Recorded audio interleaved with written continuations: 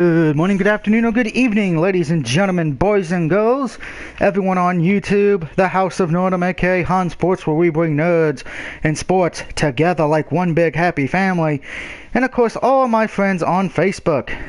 It is the DOUG here, and it's time to get to week 2, but before we get to week 2, excuse me, headset wanted to fall off my head.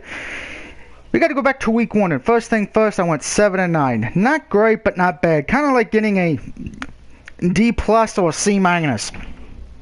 You're barely passing, but hey, at least you won't be failing the class. I will admit I did get 2 teams wrong who I ripped last week, so I'm going to admit I got them wrong. Buccaneers and Raiders. You proved me wrong last week. Congratulations. Of course, in case if you need a recap, the Broncos defense and icing the kicker helped them beat the Panthers. My boy Travis and his Packers barely got by Jacksonville. The Ravens beat the Bills in what was a defensive game. The Texans were able to fly past the Chicago Bears, giving Brock his first win as a Houston Texan. The Browns got utterly destroyed by the Eagles, and we're going to get back to Cleveland in a little bit. The Buccaneers, like I just said, beat the Falcons. The Vikings beat the Titans. The Jets almost pulled off my upset, but they threw an untimely interception to cost them the game to the Bengals. The Saints lost to the Raiders in a shootout. The San Diego Chargers looked like they were about to beat the Chiefs, and then the Chargers blew a fourth quarter lead, giving the Chiefs the chance not only to tie the game to take it into overtime, but win in overtime as the Chiefs get the victory. The Seahawks beat Miami in what was a very hard-hitting matchup. The Colts lose to the Lions thanks to a very bad fourth quarter decisions. My Cowboys unfortunately fall to the Giants, so I'm sure my buddy Brandon is happy about that. The Cardinals had everything going for them in this game. No Tom Brady to face, no Rob Kozlowski, a.k.a. Gronk, and you still lose to the Patriots. The Steelers utterly destroyed the Redskins, which made me feel better. And the Rams got shut out against the 49ers. Niners getting the W, so I'm sure my buddy Mr. Goodrich was happy. By the way, just remember, children, please support my buddy Justin's High Class Wrestling on YouTube. It is very fun. As far as for my awards this week, there's only 2 awards I'm giving out. Best and worst team of week 1. Best team of week 1, gotta go with the Chiefs on this one. They never gave up hope. They came back after being down 24-3 to win the game and beat San Diego in overtime. Probably the great comeback of the week, I guess, in any of the sports for football. And worst team goes to San Diego. You blew a fourth quarter lead. You should have had that game won, and you blew it. You know, as much as Stephen A. Smith and my boy Rockin' Reese would love to say the Cowboys are an accident waiting to happen, maybe they should have used that for the San Diego Chargers, because they had an accident and it blew up big time in the face. Going back to Cleveland now, RG3 is going to be out for a few weeks with an injury. So another Browns quarterback will be starting. I've lost count which number they're on now for a quarterback. I think the guy who had that jersey with everybody's name on it may be having to bust that back out again. And I do feel sorry for Cleveland in the sense of the guy you could have drafted, you traded away that draft pick and it went to Philly. The Eagles got him and he beat you guys. That was funny. So you only got yourself to blame, ownership and all that. I do find it funny that the ones who were probably the most mad were the ones who bet on the Browns to win the Super Bowl. That was funny and hilarious to me.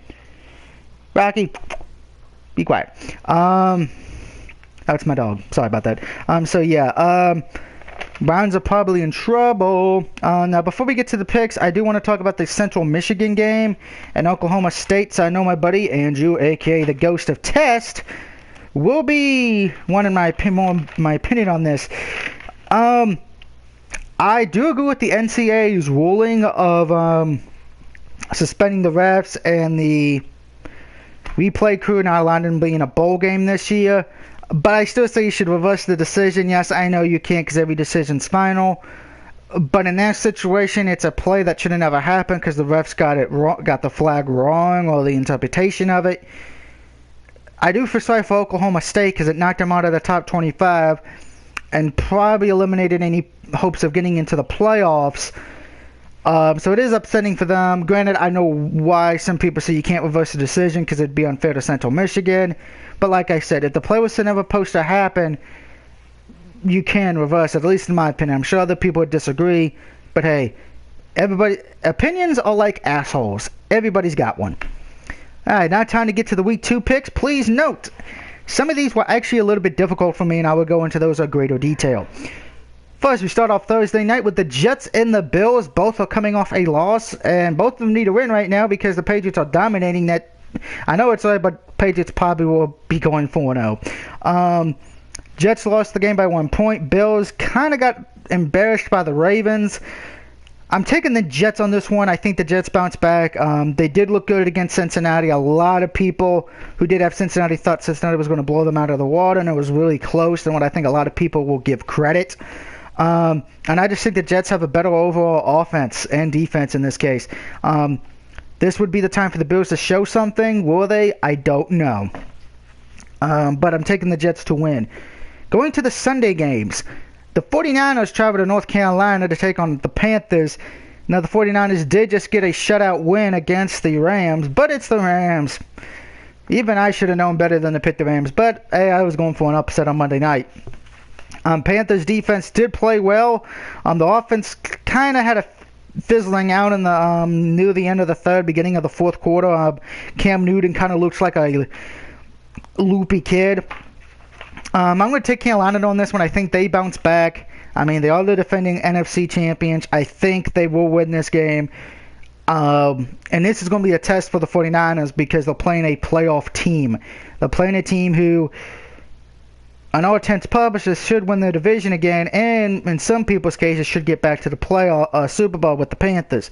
So I'm taking the Panthers on this one, guys. Plus, again, it's Cam Newton and whoever the 49ers guy is, because no one can remember his name. Probably, or don't care unless you're a 49ers fan or Goodrich. Next, Cowboys versus Redskins. You know my pick on this one, guys. It's going to be my Cowboys. So, moving on. Bengals take on the Steelers in what will probably be one of the better games of the early sessions. I'm taking Pittsburgh on this one. Simply for this reason. The Steelers played better in week 1. They played better. Their defense played better. Their offense played better. Bengals barely got by the Jets. And I would not be shocked if there's some kind of fist fight going on, because we know these two teams hate each other. Let's just go back to the playoff situation. Oh, God. I would not be shocked if there's a fight in this game. Saints and Giants, and this is where we get to my first of a few games I had a problem with. The Saints, why they did lose, they looked great offensively. But who knows if that was because they actually all that good, or if the Raiders' defense is that bad. And the Giants, while offensively they looked okay, defensively it's a mixed bag. Well, yes, you could say defensively they kept the Cowboys out of the end zone, which is true. At the same time, though, no picks, no fumbles, no sacks. They did not get any pressure on the rookie quarterback. That could be a problem here if they don't get pressure on Drew Brees. And I think it's going to be a shootout, and most times the Saints win the shootout. But in this case, I'm going to take the Giants just because of the receiving core. Victor Cruz looks like he's back to perfect form, and of course, Odell Beckham Jr. Now, the Giants' defense is going to have to step up, though, in this game if they want to win it, in my opinion. They're going to have to get better pressure on the quarterback, get a pick, get a fumble, do something.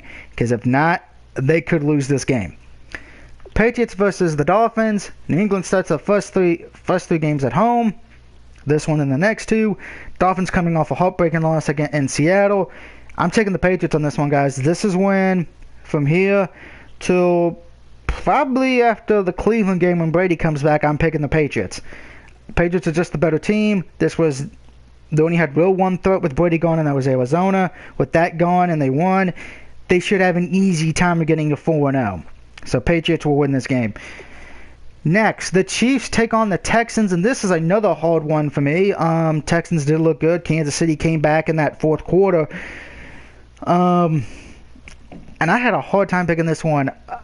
And I'm taking the Chiefs. I just think better head coaching, and they will not give up. The Texans is going to have to get a very big lead to win this game. We know a 24-3 lead wasn't going to stop Kansas City, so maybe a 30-point lead, maybe. But Chiefs should win this game. Go Kansas City. Up next, the Tennessee Titans travel to Detroit, and the Lions look like they have life. A lot of people, myself included, thought they were going to not be good because Megatron retired, but looks like they have some life in Detroit right now. I'm taking the Lions on this one. They did show me something when they did beat the Colts. The Titans, to me, they're just not ready yet. They did look pretty good against the Vikings. They still need improvement. So I'm going with the Lions on this one, guys. Up next, and it is the last of the early games, and it is my lock of the week. The Baltimore Ravens take on the Cleveland Browns. I am taking the Ravens on this one to get the second one of the year. I don't trust Cleveland. You're going to have to start the backup quarterback now. Baltimore should win this one pretty easily. Hopefully they put up some points for the fantasy teams out there who have the Ravens on theirs. So there's my lock of the week. Baltimore should win this one. I'm sure my mom's very happy that I'm picking the Ravens once again. Going to the late games, the Seahawks travel to Los Angeles to play the Rams. Rams coming off that shutout loss. Seahawks coming off barely getting by Miami. Russell Wilson looked like he was playing hurt a bit. We'll have to keep that in mind. But I'm taking the Seahawks. The defense is just great. If they can get the offense going and figure out what to do with Jimmy Graham, I think they can be a very dangerous threat in the division. Seahawks should win this one, though. Sorry, Rams. Last week I bought into you, giving you hope. This week I gave you none. Moving on to probably what would be the best late game of the about the 4 or 5 late games we have that start between 4:05 and 4:25. I got the Cardinals over the Buccaneers. I think the Cardinals bounced back after that mess up they had against the Patriots. Don't get me wrong, Campbell, but yes, I gave you your props.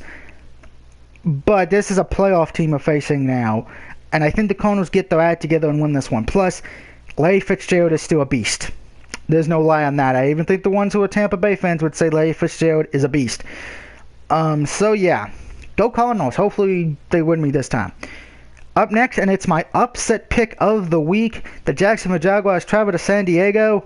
I know most people will probably not be taking the Jaguars on this one because it's San Diego, Philip Rivers, blah, blah, blah. But after the debacle of San Diego in that fourth quarter where they pretty much choked the game away, I'm taking Jacksonville because let's remember the Jaguars almost beat Green Bay. Don't believe me? Ask my buddy Travis. I'm sure he was sweating bullets until that game was over because of how good Jacksonville was.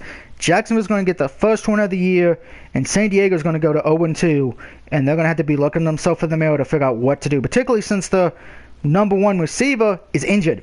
He's done. Game over. That's not going to help them. Moving on, and probably my most shocking pick of the week, the Falcons travel to Oakland. Now, most everyone knows I make fun of Oakland religiously. Anybody who's heard me in one of my Blitz plays usually knows if something goes wrong or if we're in a bad part of town, I say, hey, Lou, we're in Oakland, California. But I can't do it in this case because I'm taking Oakland at home to beat Atlanta. Now, my biggest problem with this is while offensively Oakland look good, their defense is what I am worried about.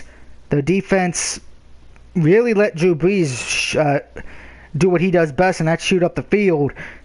If that happens with Atlanta, they could be in trouble. Their defense is going to have to stop Atlanta a lot for me to give them a better chance of winning this game. But I'm taking the Raiders kind of because of how impressed I was with their win over the Saints. So it should be interesting to see.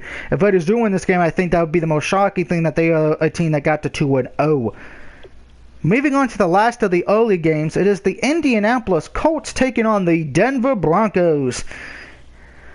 I am taking the Denver Broncos on this one as much as I like Andrew Luck. He's one of my favorite quarterbacks that's not on my team. Denver's defense is just too damn good right now. Offensively, though, for Denver, I'm still a little bit reely on them, but I will take them in this game again. Denver goes 2-0 because of their defense. Moving on to the Sunday night game, and I'm sure my buddy Travis is wanting to listen to this one. It is the Packers taking on the Minnesota Vikings. I'm taking Green Bay on this one. Yes, they kind of looked a little bit freaked out against Jacksonville, but I think they get it together this week. Again, it's Aaron Rodgers. Come on, he's a bad mamma jamma. Vikings will most likely be starting Sean Hill again. And against that Green Bay defense, I am not putting my faith in Sean Hill. In Hill, I don't trust. If it was Sam Bradford, maybe, but I still think Green Bay would win this game. So go Packers. And then on the Monday night game, it is the Eagles taking on Chicago. As much as I hate saying this, I am taking the fit out the Eagles on this one. The Bears are just not a good team. I mean, would anybody be really shocked that the Bears missed the playoffs? No, not really. I even think some of my friends who are Bears fans would probably admit that themselves. I don't trust Chicago. I don't think a lot of people do. So I got the Eagles winning this one. It probably will be a better Monday night game than the Niners and Rams were, but that's not saying much. So just as a recap, I have the Jets, Panthers, Cowboys, Steelers, Giants, Patriots, Chiefs, Lions, Ravens, the Seahawks, Cardinals, Jaguars, the Oakland Raiders, the Broncos, the Packers, and those Dirty Birds of Philadelphia, the Eagles, getting a win in Week 2. Let me know what you think. Can I improve and get a winning week? Or will I go have back-to-back losing weeks? Let me know what you think. Please remember to hit that like button if you did enjoy. And as always, I hope if you do comment, I thank you for commenting ahead of time. And until next time, this is the DOUG signing off saying thank you for watching. And have a great week and good luck to your team in Week 2 of the NFL season.